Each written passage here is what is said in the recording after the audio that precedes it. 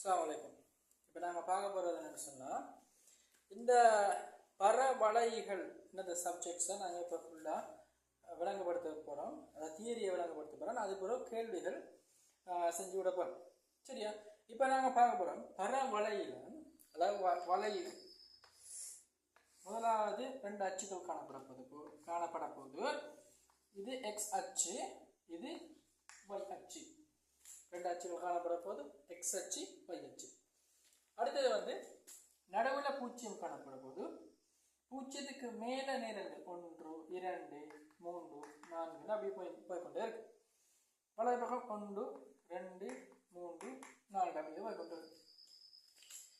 மேலேயும் வலது பக்கமும் நேரங்கள் இடது பக்கம் -1 -2 -3, கீழையும் -1 -2 -3, அதாவது மறை 1 மறை 2 மறை 3 மறை 1 மறை 2 மறை 3 போய்கொண்டே இருக்கு.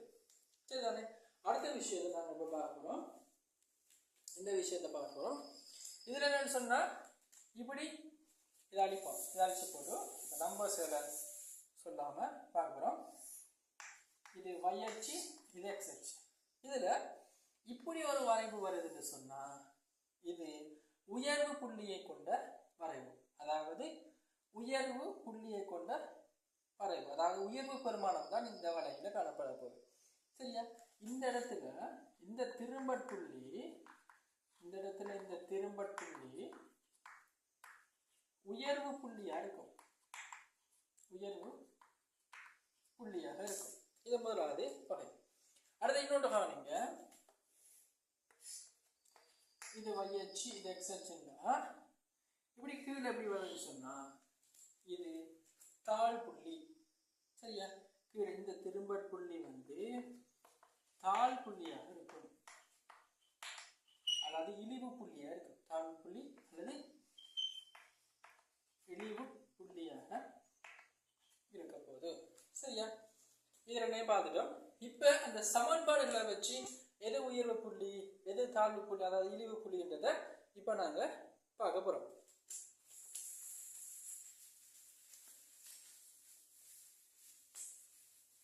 இப்போ உதாரணத்துக்கு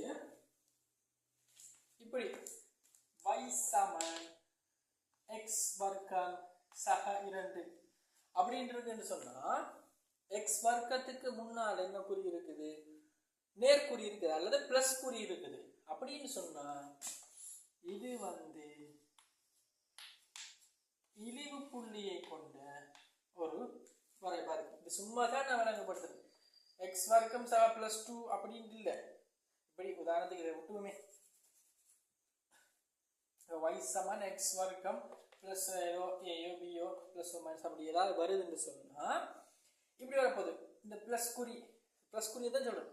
முன்னால பிளஸ் குறின்னு சொன்னா இழிவு புள்ளியாக காணப்படும். இதே முன்னால இப்படி மைனஸ் குறியீடு வருது. y சமன் -x வர்க்கம் பிளஸ் மைனஸ் அப்படி ஏதாவது வருதுன்னு சொன்னா முன்னால மைனஸ் தானே, முன்னால மைனஸ்ன்னு சொன்னா உயர்வு புள்ளியாக இருக்கும். சரியா? இப்போ நாங்கள் பரவளையில எப்படி முதலாவது பரவளை என்னன்னு பார்த்துருக்கோம். எக்ஸ் அச்சு ஒய் அச்சு, வலது பக்கம் நேரங்கள் மேல் அதாவது பூஜ்ஜியத்துக்கு மேலேயும் நேரங்கள், இடது பக்கமும் கீழேயும் மறையன்கள். அடுத்த சமன்பாடை வச்சு எப்படி உயர்வு புள்ளி இழிவு புள்ளின்ற அந்த விஷயங்களை நாங்கள் இப்போ பார்த்துருக்கோம். சரிதானே?